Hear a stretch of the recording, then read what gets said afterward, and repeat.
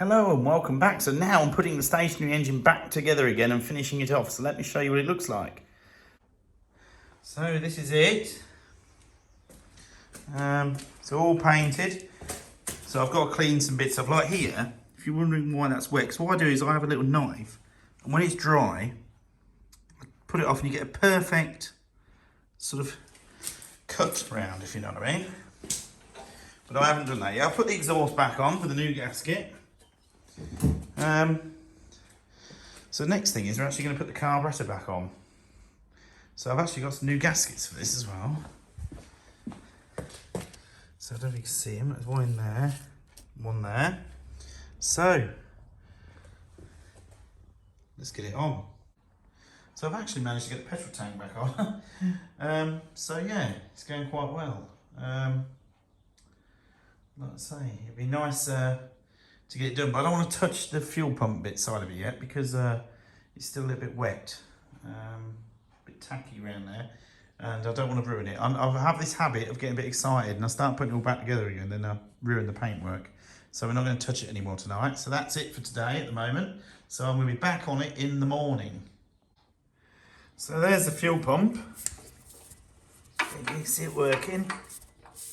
There we go. So the compression's a bit. There we go. So it's going up and down anyway.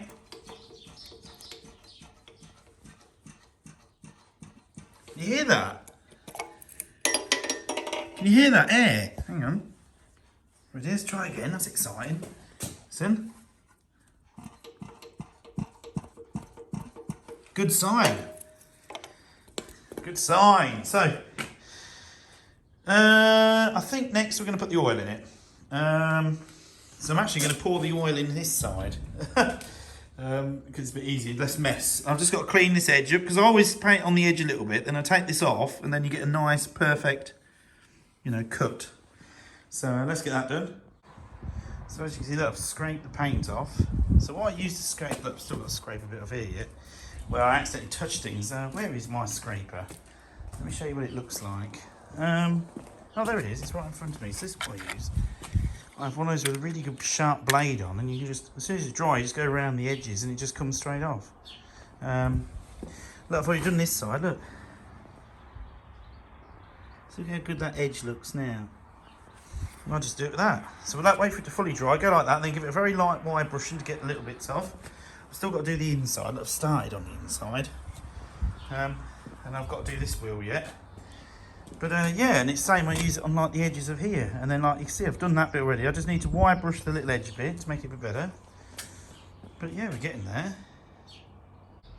So this is the oil I was recommended for it. That comes from the stationary engine parts place.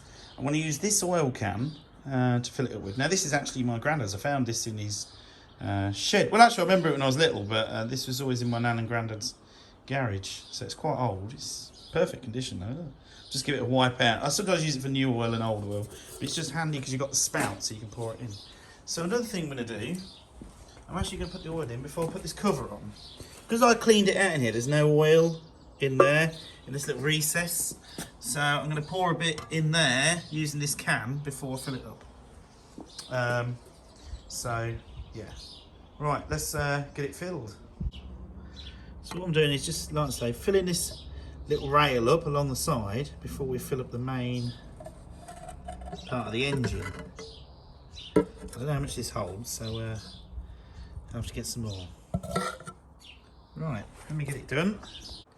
So there we go, so that you can see now. Try and get a good position. See, there we go, look at that. So the idea is when this is spinning really fast, it's chucking all the oil up along the side and into them rails. Look at that, look, you can see it's all working well. You just see a little trail of dirty oil coming off some of the bits. Look at that though. So yeah. Now you're supposed to fill it up enough so it's overflowing. So let me show you what I mean. Oh. So I did make a mess. So that's why the cap's back on. But I'd rather have slightly more in it than not enough. I like it so it just trickles overflowing. I don't mean overfill it like, but just so it's just a little bit overflowing. So yeah, so now I'm just going to put that back cover on. So I'm going to have to put the original gasket back on for now. These new gaskets they give me, the others were right, but this one is too small. It doesn't, I don't know, it doesn't show up here enough, but it doesn't line up the holes. Look, and it just, yeah, nothing lines up. But if I put it on that one, look, it's too far off. See what I mean? It's sort of like, it's too short, it's too small as well. It's not wide enough either. So I'll give up on that. So I'm going to put the original one back on. I'm going to get some new gasket paper and put a new one on. But we'll just put the old one on for now. So we're going to now see if it runs. So I've just temporarily bolted it back on. I've only put 3 in, but they're not really long enough, so I'm going to have to get some more. But it'll just, you know, hold it steady while I'm testing it. So yeah, I'll put petrol in it. I'm about to fill the hopper with water, and then we're going to give it a go. Now, I'm hoping I've got the fuel pump right. So we'll find out if that's right. I've oiled everything. I've greased that cap in there. So we're going to find out now. This is the moment of truth. Will it run again? So we have just had a leak off the fuel pump, but I don't know whether that's just, I don't know, because I've had it apart. But it has worked. It has filled the chamber anyway. Now this is the moment. Last time I had it about there and it started. Yeah. So this is the moment of truth now. Does it still go?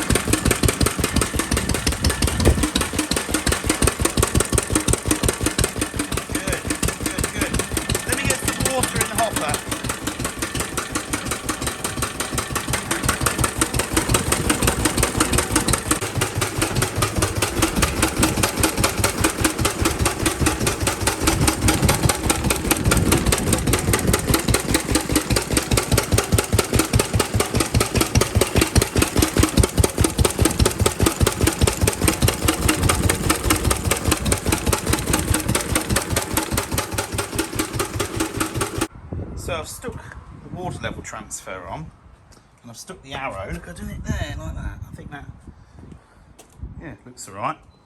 Now the Lister Junior sticker, obviously on a normal one, it's here, but obviously we haven't got that because we've got this plaque instead.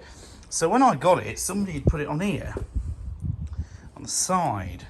But to be honest with you, I think it'd be better on the back. Because surely on the side, I don't know, I think it looks better on the back. So it's just the opposite to where it would have been. So anyway, I'm going to put it there. Let's do it. It's going to go there.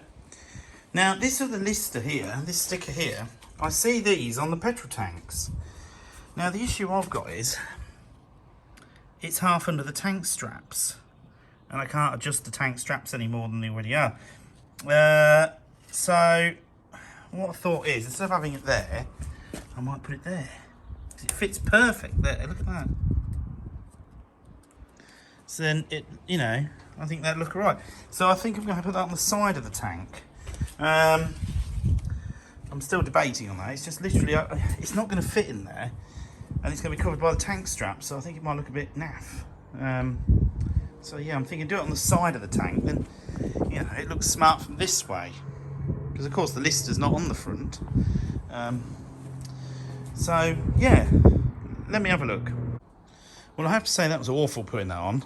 I've got a couple of like little wrinkles in it. I don't know if they'll disappear because every time you touch it they sort of go, but I can't remember on the Lister D if they went. But yeah, anyway, I'm not too bothered 100%, you know, I mean, That's just how they are, isn't it?